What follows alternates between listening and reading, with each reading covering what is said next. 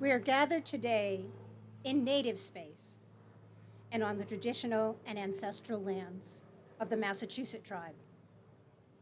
My name is Elizabeth Solomon, and I am a member of the Massachusett Tribe at Ponkapoag. 10,000 years ago, Boston Harbor was dry land, and we were here. 1,000 years ago, much of what is now known as the city of Boston was underwater, and we were here. 400 years ago, English colonists came to occupy our land, and we were here. Today, most of Greater Boston is a major urban area occupied by others, and still we are here. We are the Massachusett. We remember those who came before us, and we prepare for those who will come after us. Here is where our ancestors laughed, cried, loved, made music, practiced our beliefs, shared both food and knowledge, and made both useful and sacred things. Here is where we raised our children and buried and honored our dead. Here is where we continue to live, holding the land and the traditions of our ancestors, and here is where our children's children will continue after us. I'm honored to be here today and to be giving this acknowledgement of land and peoples. This dedication ceremony is particularly special because the histories of Native peoples of the Americas and that of the enslaved Africans that this port marker commemorates are inextricably intertwined as a result of over 500 years of colonization. We must remember that the very foundation of what is now known as the United States took place as the result of the planned enslavement of one group of people and the intended extermination of another. The colonization of this place was dependent upon the idea that land, resources, and non-white people could be freely taken and treated as commodities to be bought and sold. While many of the events I described happened hundreds of years in the past, the systems that resulted in the colonization of this land and people are still in place, and colonization continues today, albeit in different forms. It continues in ignoring the effects of global climate change in the service of profit.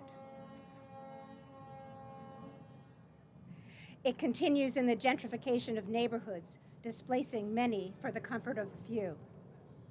And it continues by discounting the unique knowledge, beliefs, and perspectives of those who are seen as outside of the dominant culture. Boston is seen as one of the shining stars of this country's founding, and millions of people come here to experience our history. But the histories that are here to be experienced are primarily those that uphold Euro-American viewpoints and values, and reinforce the common mythologies underlying the founding of the United States. This emphasis consistently, and I would argue necessarily, excludes the history of Native peoples who have always been here and the Black people whose ancestors were brought here forcibly and enslaved. On the occasions when our histories are told, they are usually seen as both isolated from and unrelated to what are seen as the more relevant Euro-American narratives. So our histories, while both rich and impactful, are hidden from view. This makes perfect sense when history is viewed as intricately intertwined with colonization and commodification. History has been frequently and understandably employed to explain and reinforce dominant narratives, and the major narratives of this country consistently exclude people of color. In many ways, history itself has become a commodity that perpetuates the ongoing colonization of this place. There is much missing from the stories that we tell of Boston. Most people are unaware that the Commonwealth took its name from the Massachusett Tribe, or that African people who were brought to Boston and sold here to be used as property.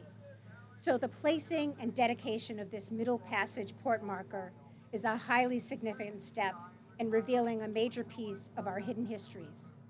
I challenge all of us to expand upon what is started here. Thank you.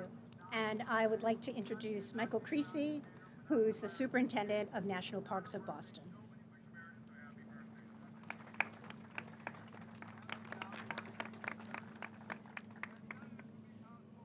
Thank you, Elizabeth. On behalf of the Middle Passage Port Marker Committee, I would like to welcome you all today to this dedication ceremony. I'd like to begin with thanking Elizabeth for putting this place in its proper historic context. And I'd also like to thank and acknowledge our faith and church partners, First Church in Boston, King's Chapel, Old South Church, Old North Church, and Trinity Church. Thank you all. We are also grateful for the elected officials and project supporters over the years, former Mayor Marty Walsh, as well as Acting Mayor Janey, the Boston Planning and Development Agency for allowing this marker and providing assistance for putting the marker here on Long Wharf, and Lori Nelson, who is with us today as the Chief Resilience Officer for the city. As we all know, the creation of a public monument requires both planning creatively and financing. I would like to thank the efforts of this tireless committee for all the work that went into designing the marker. And I'd also like to thank the Edward Ingersoll Brown Trust Fund and the National Park Service for their financial assistance. Last October, amid a global pandemic and fraught with divisive national election and racial unrest throughout the country, this partnership quietly installed a public marker here on Long Wharf to honor the enslaved Africans who perished and those who endured the Middle Passage. We are gathered today on this historic wharf to formally present the permanent marker, acknowledging Boston's long history with slavery and the slave trade. We stand at a place that served as an entry point for many enslaved Africans. Newspapers advertised the sale of men, women, and children right here where we are gathered. It is also here where people native to these lands were forcibly put on ships and sold into slavery into the Caribbean and elsewhere. This wharf, this harbor, were gateways to an unknown and unwanted life of fear, violence, exploitation, and slavery, reverberations of which still exist today. We need to acknowledge and daylight this crucial and hard history, not bury it. As we collectively prepare for the 250th anniversary of our nation, it is critical to shine a light on the entirety of the narrative of who we are as a people and as a nation. We need to honor those ancestors who we lost, as well as those who survived to build this nation and challenge us to live up to its highest ideals. Public installations and ceremonies such as this are so important to our national dialogue and healing. Today's event marks an important milestone in the ongoing partnership, which began when the Middle Passage Ceremonies and Port Markers Project approached us with this unique opportunity. In 2015, as part of this effort, I was honored to participate in the ceremony of remembrance held at Faneuil Hall with many of the people that are here today. I remembered feeling so inspired and proud that we came together to create such a powerful and timely event. I stand here today with my friends and colleagues, inspired and proud once again, as we now dedicate the Boston Middle Passage Port Marker, hoping that this addition to the historic landscape of our city of Boston will spark even more conversations on race, equity, and justice. We want to thank everyone today for joining us in this special moment. I'd like to now introduce you to a friend and a partner, and please welcome Balla Kouyaté. Balla, thanks for being here.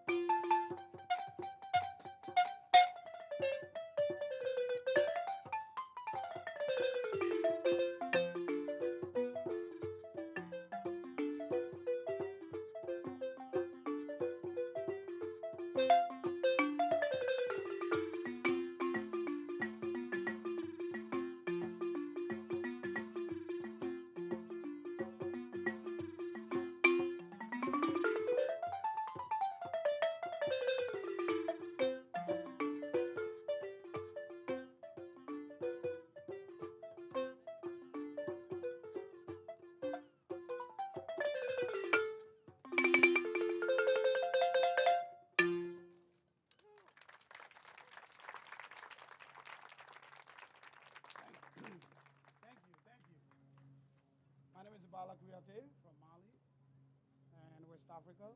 The instrument I'm playing in here called balafon.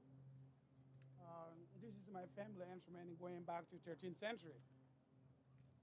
Not the one I'm playing in here, but the history of the instrument. So even today, the first balafon ever made has been in my family for 800 years. Just been passing down generation to generation. And it's a part of the tradition, not just to learn how to play the instrument, but also know how to make your own instrument, because it's something you cannot just go to Guitar Center and purchase one. So just being passing down generation to generation. The balafon is made out of the bamboo trees, gorge, and rosewood.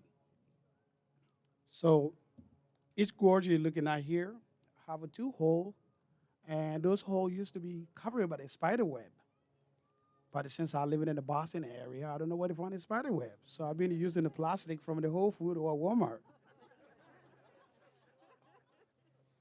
So normally, everyone play one, the balafon. So I added this a second one, just to be able to have all the 12 notes, so I can play a lot of different type of the music. And I just wanted to give a little bit of history behind the instrument, because I believe you can only know where you're heading to if you know where you came from. So here's a Sekou Kouyaté, my son, and we believe because of the next generation passing in tradition to him as well. So please, if you have any question, and I only got 5 minutes, otherwise I'll be talking all day. But I just want to let you know what this history is about. We're not just here to perform or entertaining people. We recounted the family history through the music. That's why music is having an important role in our society. It doesn't matter where you came from. I don't think you can find anyone in this earth who's going to tell you, no, I don't like any music. Because without music, we're not going to be happy, right? So, and they call us a jelly in the Mandinka language, and some European call us a griot. We're in the oral history, and we're the people who in the charge keeping our family history, our community history, and in the society. So we have a very important role. Thank you so much.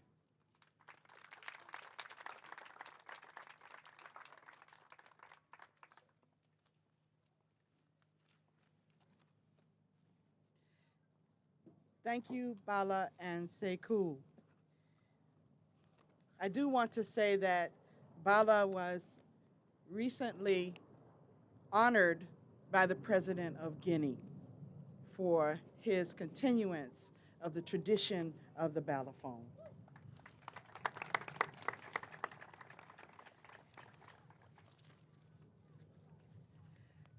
Kara Singleton and I will now present a poem, or a choreo-poem as we call it, in this storytelling, the Jale tradition, the griot tradition, about this marker and its middle passage.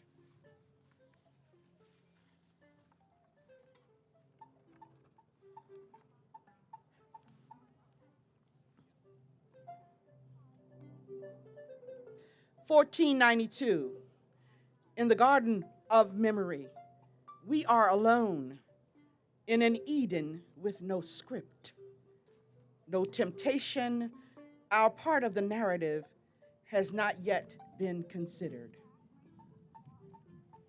In 1632, arrived by desire, but not our own, from the shores of Bermuda to Massachusetts, our presence marked by Winthrop's words. A slave ship brought back some cotton, tobacco, and Negroes today, and I ask, what was the price for their pound of flesh? 1638, we glance Gorée and Cape Castle. We, people in watery graves, the frantic Atlantic, fastened together 2 by 2. Lower ship deck, 297 tons, 1 to a ton. We hear echoes of kora and drum. Balafons howl in the wind, swirling through lush brush. on glittering blue islands now in Boston's harbor of mystery. In 1641, men wrote tall tales of freedom and called it the Body of Liberties. They said, "There shall never be any bond slavery or captivity amongst us unless it be lawful captives taken in just wars and such strangers sold to us." And I ask, what is lawful about slavery? What is just about war? And who is left out of us? 1670, the trade continues.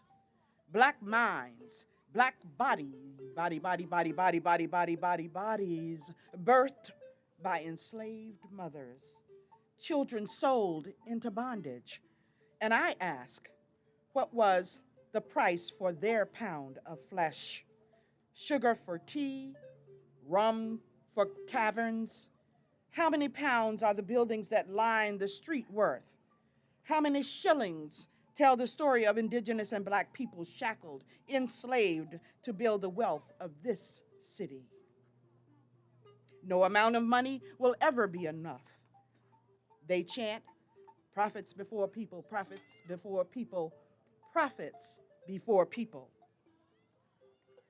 1721, the deed, town, Boston, county, Suffolk, Commonwealth, Massachusetts. Witness that, bound out Negro Ruth, said time and term will faithfully, gladly obey, said master, keep secrets, keep scratchy clothes, keep commandments lawful, she shall forever not end her contract. 1723, Massachusetts Bay Colony say, we black folk are good to toil on their plantations, work their docks, build their wealth, but only when the sun shines. Nightfall is only illegal for us. 1750, slavery's runaways, Crispus, migrate watery landscapes, move further into the woods, spinning gold cloth, catching wells. 1770, rebel confrontations. Why are we here? Building independence? 1776, we flanked by the harbor, hand in hand printed our names, Prince, David, Maria, Cuffy, Abdul, Cato, Phyllis, history apprehended in dark corridors, holding the strength of all things flowing. 1783, what was her name? Elizabeth Freeman. What's her name? Belinda. Freedom by law, or is it? The past is buried in us. Cups of sugar are in the cupboard at the Royal House. In 1783, Belinda Sutton tells the court, 50 years my faithful hands have been compelled to ignoble servitude for the benefit of an Isaac Royal, and I am still denied the enjoyment of one morsel of that immense wealth.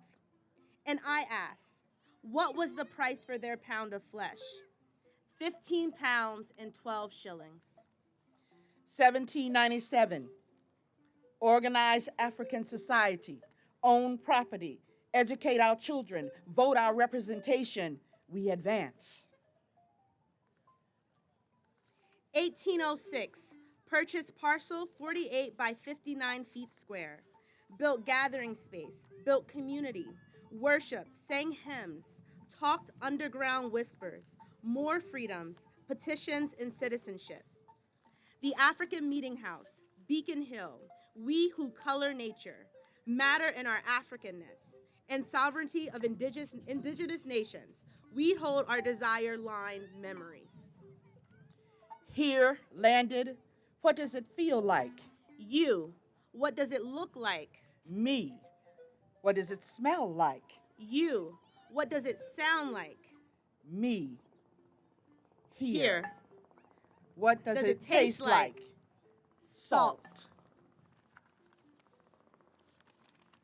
Thank you. Thank you.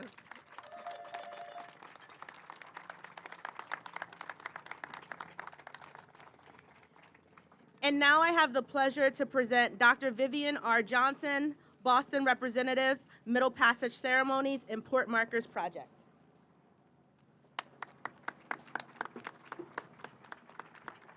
Thank you very much, Kiara. I would like to begin by remembering my beloved friend, Mimi Jones, a well-known Boston community activist and a dedicated member of our planning committee. Mimi Jones died last year before the marker was completed, but her wisdom and generosity of spirit are part of the fabric of the marker and of our partnership. Boston is better because of her devotion to community.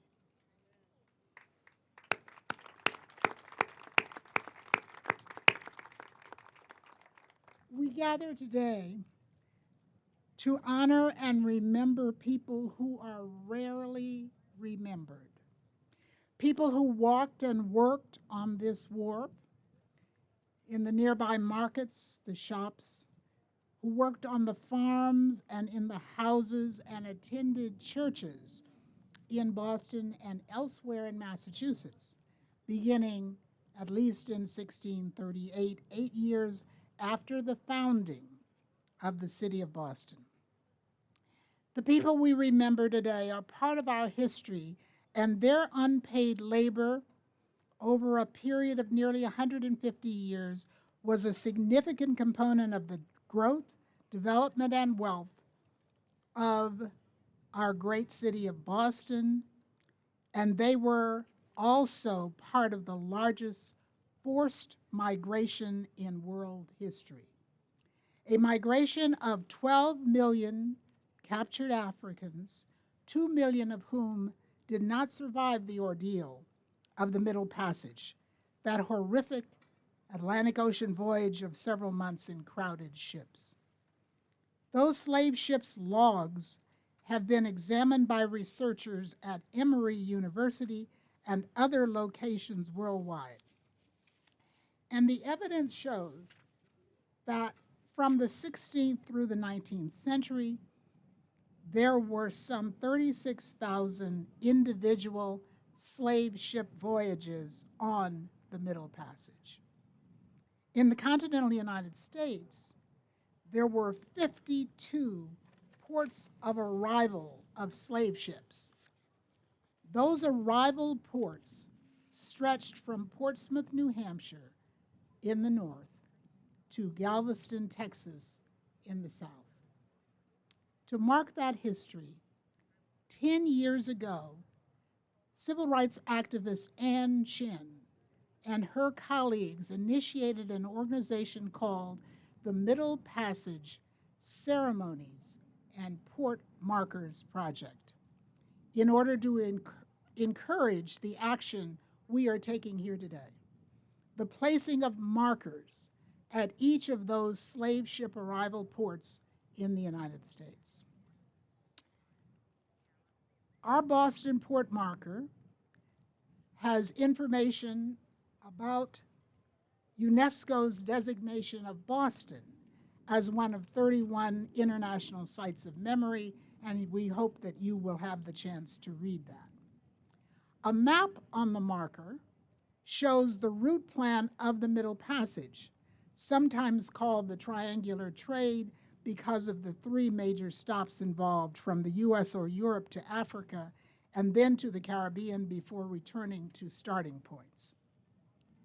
Evidence of the sale of Africans at this site on Long Wharf is shown on the marker in the reproduction of 3 Boston Gazette newspaper ads announcing the sale of Africans at Long Wharf on 3 dates in the 1700s. Slavery lasted in Massachusetts from at least 1638 to 1783. Throughout the ordeal of slavery, Africans constantly sought ways of gaining their freedom. And on the other side, our port marker shows examples of people involved in constant resistance. One example is Crispus Attucks, who had escaped from slavery when he became the first man to die in the Boston Massacre. Had Crispus Attucks lived and been recaptured and enslaved, he would not have been granted the liberties colonists gained from the American Revolution and for which he died. Facing seemingly insurmountable odds, Black Boston has always had a self-determined community, and resistance to slavery and injustice has been constant. In 1806, Black residents of the North Slope of Beacon Hill built the African Meeting House as a gathering place of resistance. It was a church, a school, a gathering place for musical concerts and literary readings, as well as a meeting place for abolitionists and other groups assisting freedom seekers on the Underground Railroad. And it was also the place where the recruitment of men who would become soldiers in the Civil War was made. Also featured on the marker are individuals. One is Paul Cuffey, an ardent abolitionist who became a successful businessman, contributing to the economic development of the Black community by hiring Black men on his whaling ships and providing equal pay for equal work. The whaling industry was the first meritocracy in the United States. Prince Hall is also featured on the marker. He petitioned the legislature as a homeowner and taxpayer. He petitioned the legislature as a homeowner and taxpayer, asking why in the world were Black children not receiving city-financed education support, just as white children were. Prince Hall also requested approval to start a Black Masonic lodge, and when the local Masons refused his request, he applied in England and received approval, therefore starting the Prince Hall Masons, who continue in community service today. Phyllis Wheatley is also featured on the marker. Enslaved Africans' quest for freedom took many forms and was demonstrated by an extraordinary range of skills, talents, and strategies. One of the most extraordinary examples is the life and achievements of a frail, traumatized 7 or 8 year old girl child who arrived on a slave ship at a harbor near here. Very close, in fact. It was Avery Wharf. Here is a quote from the man who purchased the frail child and named her Phyllis, giving her the name of the ship on which she arrived. This is a quote from John Wheatley, a well-to-do Boston resident. Quote, Phyllis was brought from Africa to America in the year 1761, between 7 and 8 years of age. Without any assistance from school education, and by only what she was taught in the family, she, in 16 months from her arrival, attained the English language to which she was an utter stranger before. She attained it to such a degree as to read any most difficult parts of the sacred writings, the Bible, to the great astonishment of those who heard her. Consider how extraordinary this is. A 7 or 8-year-old child simply listens to the new language spoken around her, and she learns to speak, read, and write the language in 16 months, less than a year and a half. And she was also frequently ill with debilitating asthma attacks that continued throughout her life.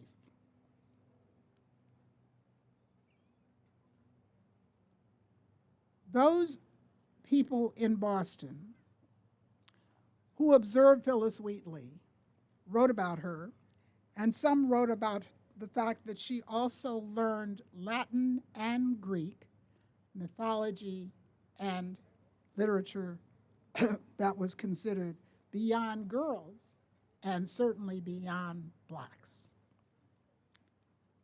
By the time she was 12, she was writing astonishing poetry.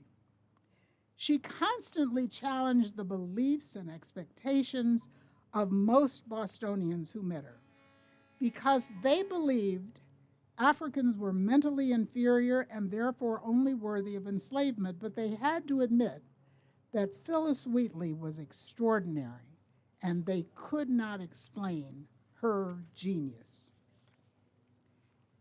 Despite many witnesses to her brilliance, including the governor and lieutenant governor of the colony, no Boston publisher would publish a book of her poems. In 1773, when she was about 20 years old, a book of her poems were published in England, and she therefore became the first African-American woman to publish a book of poems. For most of her life, she lived just a short walk from where we are assembled today. A very short walk, in fact, just off of Long Wharf. And perhaps she had recently seen captive Africans on Long Wharf when she penned these lines, and I quote, "In every human breast, God has implanted a principle which we call love of freedom. It is impatient of oppression and pants for deliverance. In every human breast, God has implanted a principle which we call love of freedom. It is impatient of oppression and pants for deliverance." Thank you.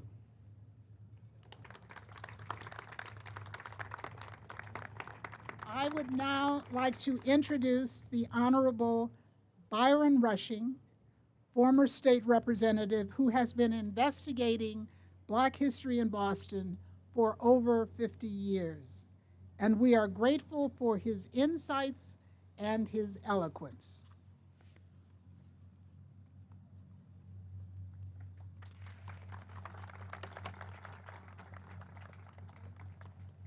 Thank you very much, Vivian.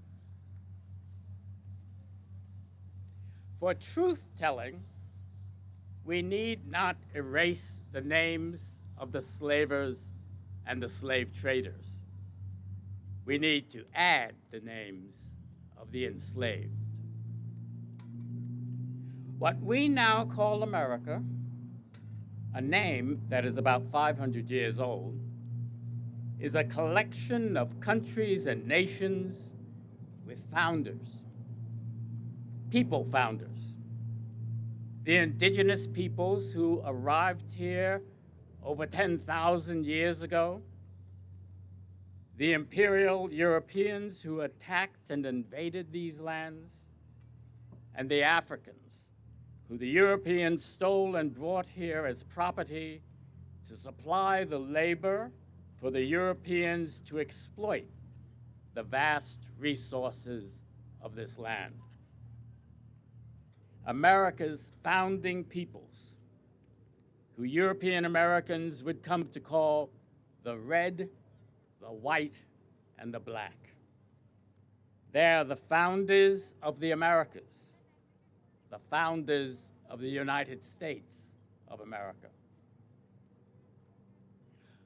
Over the past several years, I have been so moved by indigenous people acknowledging and asking us all to always acknowledge the first peoples on whatever lands we are on. It is a simple, profound, gracious telling and reminder of the truth. And it has brought me to consider and ask you to consider an acknowledgement of a time, the date and year when the first Africans were brought to this place, were brought to whatever place you may be in. It is why we are here, near this water today. The first record of a group of African people arriving in Massachusetts is from John Winthrop's journal, which he called History of New England. In his July 1637 notation, John Winthrop wrote, "We had now slain and taken in all about 700 Indians. We sent 15 of the boys and 2 women to Bermuda by Mr. Pierce, but he, missing it, carried them to Providence Isle. William Pierce was the captain of the Desire, which was built in Marblehead and sailed out of Salem. Providence Isle was a Puritan settlement off the coast of Central America." In an entry dated February 26, 1638, Winthrop wrote in his journal, "Mr. Pierce, in the Salem ship, the Desire, returned from the West Indies after 7 months. He had been at Providence and brought some cotton and tobacco and Negroes from thence, and salt from the Tortugas.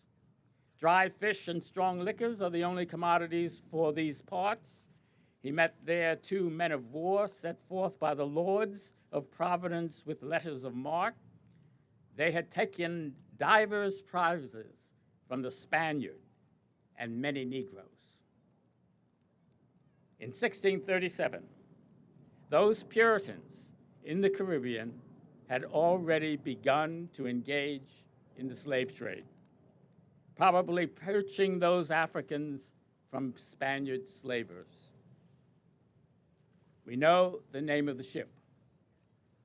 We know the name of the captain, the name of the recorder of these events.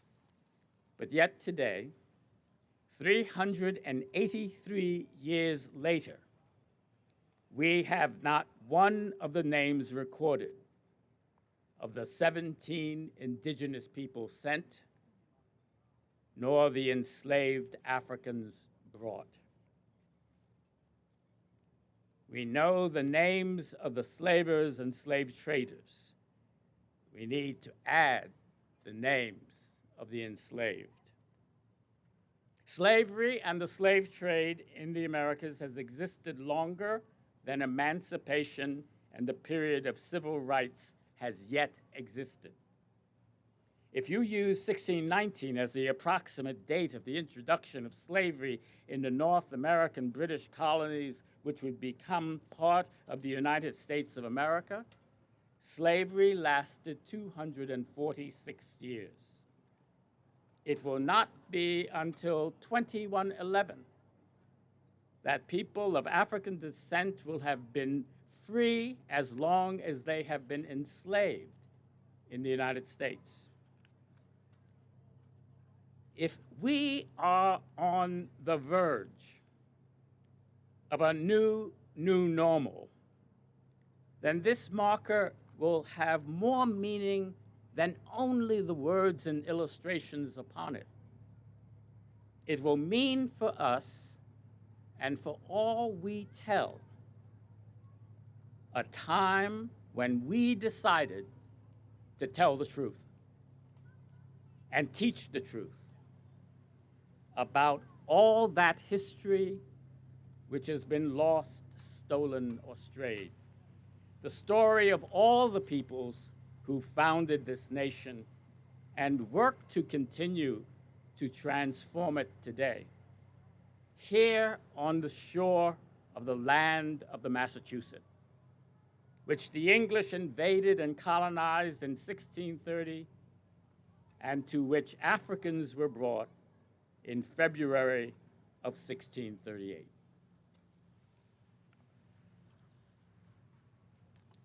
And now let me ask you to listen to the Chief Resilience Officer of the City of Boston, Laurie Nelson.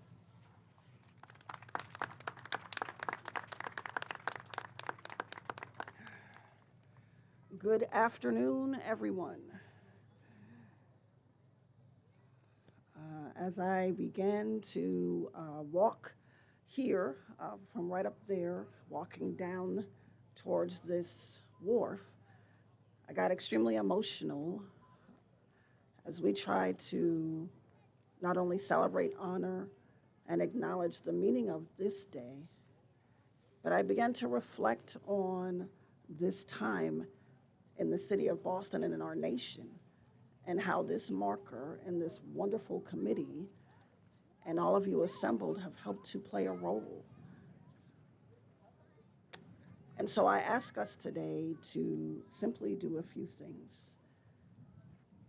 I ask that we pause today to acknowledge the ancestors and their sacrifices and the shoulders that we stand on in this sacred space and in this moment. I ask that we pause today to acknowledge the significance and the relevance of this occasion and the current reality of the history of our collective people across this nation and in this continent and in the globe. I ask that we pause today to acknowledge the preservation and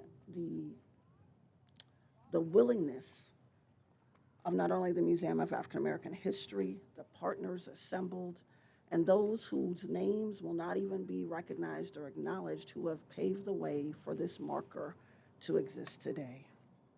I ask that we pause to acknowledge and commit to sharing and honoring this history and the many other historical markers and moments that help to shape and make this city what it is and what it means for people of color, for Black people, for our Indigenous brothers and sisters, and for all who have come this way. I ask that we pause to acknowledge that the work and this history and the continued narratives must go forward, that we commit today that we will continue to advocate, to be resourceful, to be a voice, and to hold up this rich narrative that makes this city what it is.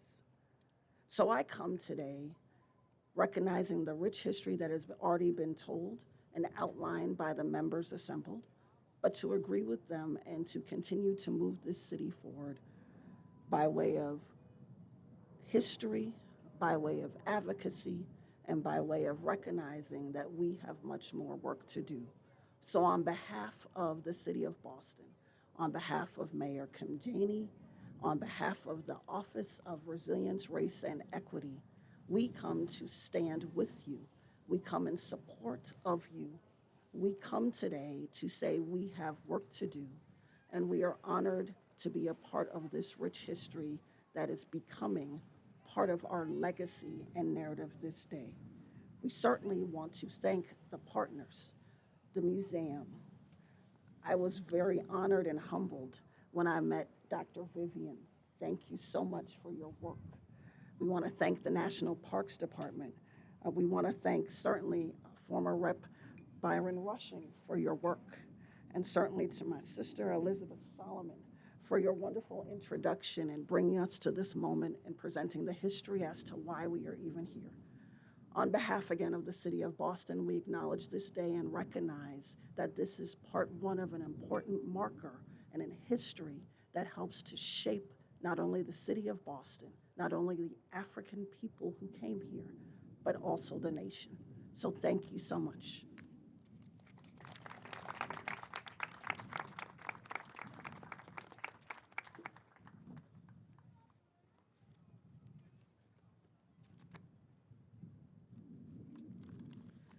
Thank you, Lori Nelson, for representing the City of Boston and our mayor. Your presence here today honors and amplifies the lives of those whom we are gathered to remember. We move now to the ceremony of names. The names you will hear read, hailing from the 16 and 1700s, were the first 10 persons of African heritage to be baptized into or admitted as members of 5 of Boston's oldest congregations: First Church in Boston, Old South Church, King's Chapel, Old North Church, and Trinity Church. We know far too little about the people whose names you will hear, what each was doing, the day, the hour, the minute he or she was ripped from home and homeland. We don't know if Thomas had ticklish feet, if Cato was a fabulous artist or a kindly leader. We don't know Dorcas's real name, the one her mother gave her. But we know some things. We know for a fact that each suffered confinement and chains, perishing cold and sweltering heat, poverty and untold indignities. We know they were terrorized and brutalized and dehumanized. We know that in their post-African lives, there was precious little comfort and too much hardship. This afternoon, it is our sacred obligation to recognize them, to weep for them, ask pardon of them, eulogize and memorialize them. As an African proverb asserts, "As long as you speak my name, I shall live forever." Sounding the bell, bracketing the ceremony of names will be Kira Singleton, and reading the names will be Lamerchi Frazier of Boston's Museum of African American History. As each name is read, a white carnation will be tossed into the harbor. Those who will toss the flowers are members of Shawambe Dubinga's Origination Dance Company. And at the conclusion of the reading of the names, before the naval bell is sounded again, the remaining flowers will be placed in the water, and we will hold silence for the millions who were not named and for all who perished before reaching these shores. Let us now be reverent in the presence of the memories of these ancestors.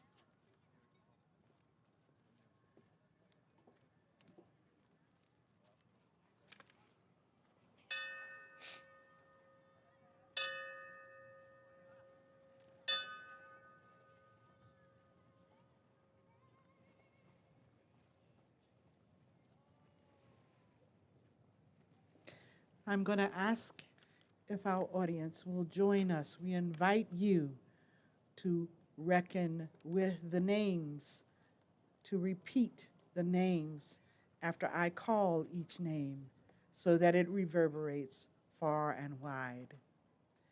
Before I pronounce the names, I want to ask if there are descendants from in our audience, and if you would please stand.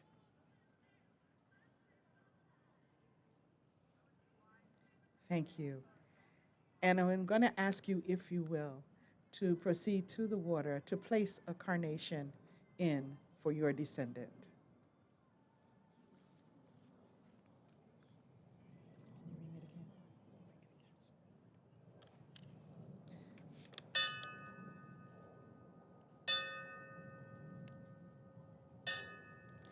Please repeat after me. Matthew, son of Dorcas. Benjamin. Jane. Mary Brown. Sarah. Eleanor Palau. Jane Waters, Luce Bush and her son, Peter. Elizabeth and her child, Bastine. Edward Lee. Lydia. Sarah.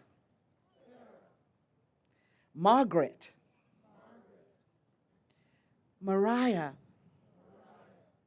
James. Rose. Scipio. Thomas. Anne. Martha. Richard. William. Lancashire. Mary, also married to Richard. William. Benjamin. Damson. Dinah. Pharaoh. Matumbo. Hannibal. Duchess. John. Neptune. William. Hannibal. Catherine. Patience. Margaret. London. Typhina. Cuffy. John. Statira. Daphne. Salah. Hannah and Silva. Patience and her son Charles. Thomas, a child.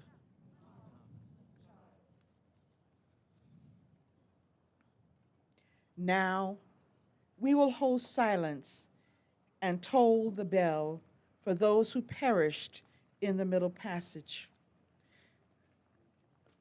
those who survived, and for them all the names we have not named. Can we hold this moment of silence?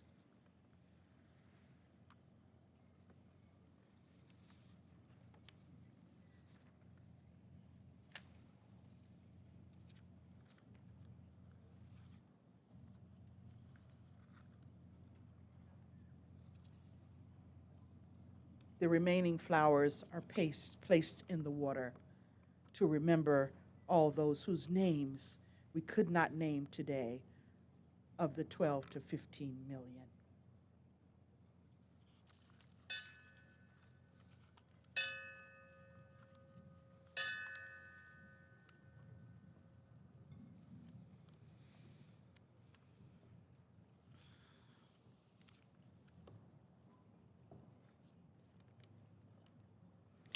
Coincidentally, this day is also another witness for the 58th anniversary of another date of civil rights activism and justice. We want to thank you for being witnesses today of this great moment in Boston's history, commemorating the moments from 1638 forward.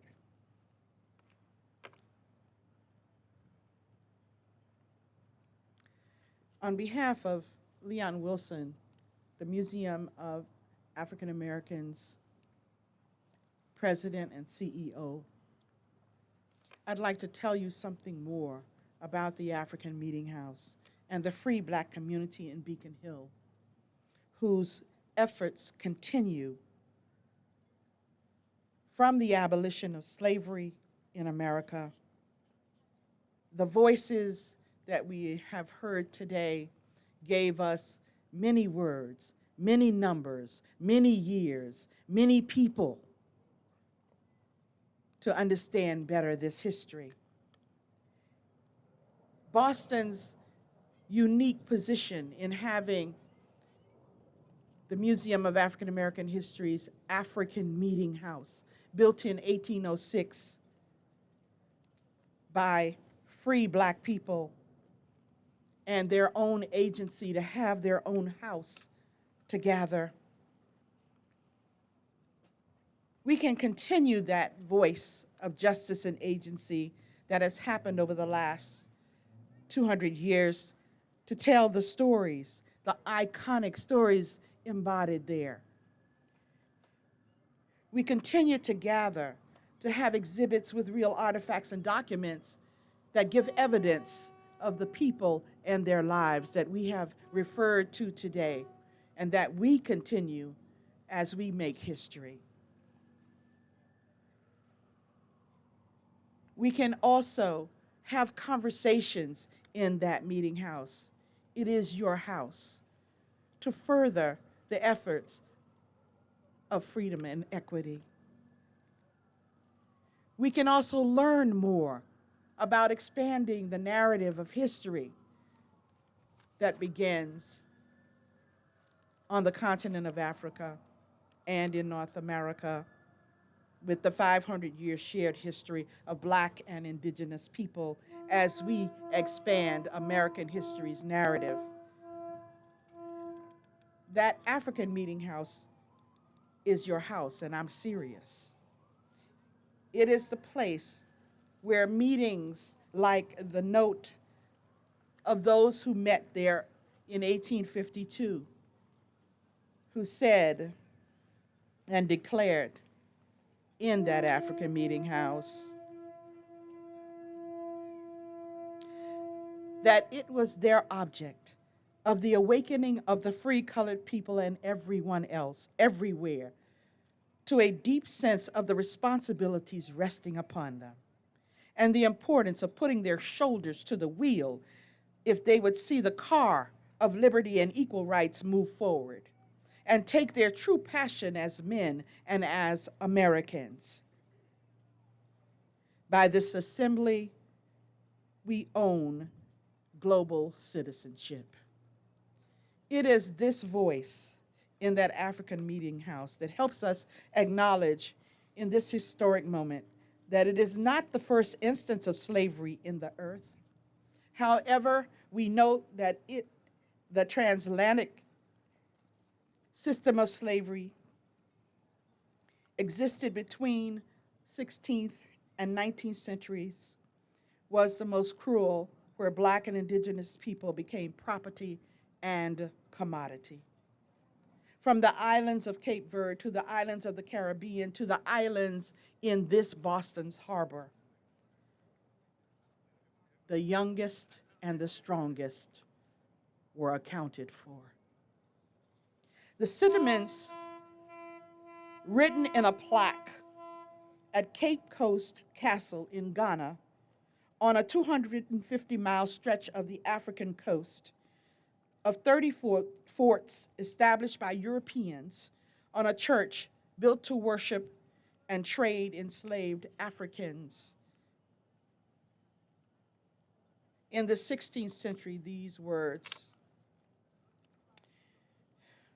in everlasting memory of the anguish of our ancestors, may those who died rest in peace.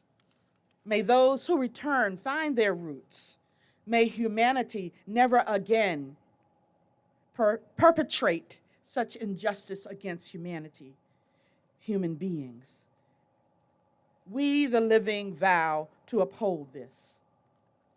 With that plaque and with this marker that we commemorate today, that can be read by a fifth grader without being devastated, but acknowledge the truth as it was designed. We acknowledge and reckon that the keepers of the land and waters, names like the Massachusett, the Pequot, the Ponkapoag nations, to recognize their sovereignty, the Wolof, the Ashanti, the Igbo, the Yoruba, and other African nations. And for those who stopped their hearts rather than be taken, we thank you.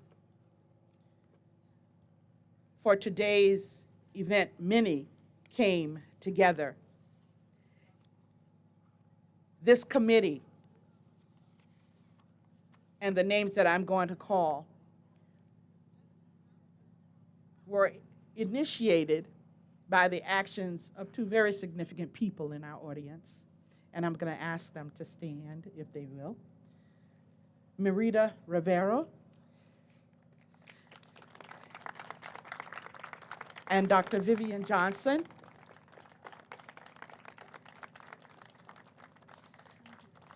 Who apprised us of the project of the genius of Ann Chin and Ann Hobbs. The committee that's really came together and was held together by a great leader, Sidney Webster from the National Park Service, who tirelessly and patiently kept us on the mark. She is a taskmaster. For those who also were on the committee, supported by Michael Creasey and the National Park Service, Ruth Raphael to help the marker to come together to fabricate it, another taskmaster, Brittany Knotts, Eric Hansen-Plass, Liza Stearns, Joycelyn Gould, Jackie Haley, Malika Shepard, Kelly Chun, our press and public relations master, Faye Chaplinter, Elizabeth Solomon, Byron Rushing, Leon Wilson, Reverend Nancy Taylor, David Santucci,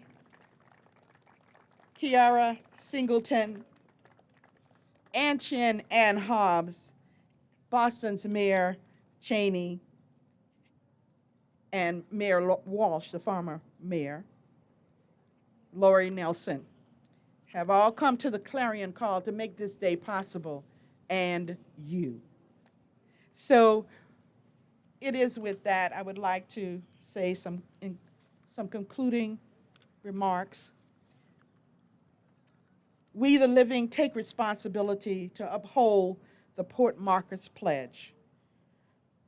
To heal, we thank all that are present who came here today to critically honor our 12 to 15 million beautiful ancestors and embrace our hope. Let our hope tap us on the shoulder. Let us carry it with us wherever we go. Let our resilience be present at all times. We must, by these acknowledgments, mark and trace our hope, protect our hope, make active our hope, and the resilience for coming generations to move us to freedom, justice, equity, and respect for all lives. Please repeat after me the Pledge of Remembrance of the Middle Passage ceremonies and port markers, if you will. I pledge to remember and honor those who came before me. I will cherish their lives, their sacrifices, and the lessons I have learned. I will practice the values transmitted to me from my ancestors and my community to the best of my ability in order to acknowledge and sustain our humanity for today and to create a better world for future generations. Well done. I would like to extend this on behalf of the committee and all who are gathered here today and our ancestors, for you to be well and remember today. Tweet about it, send it out, let people know what happened in Boston as it reckoned with its own history. So, in the name of the divine, the sacred, and all there is, thank you for coming today and witnessing this. We collectively say, peace be unto you, and thank you.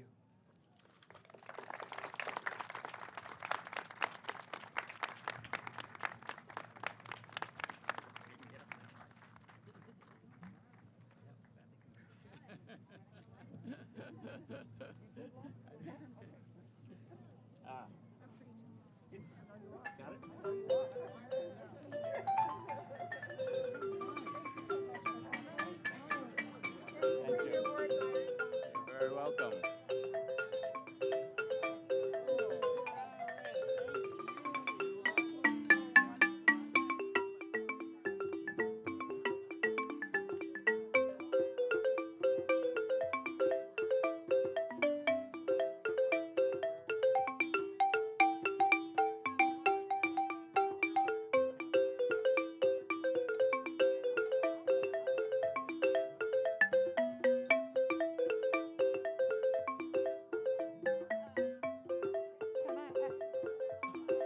Can I ask all?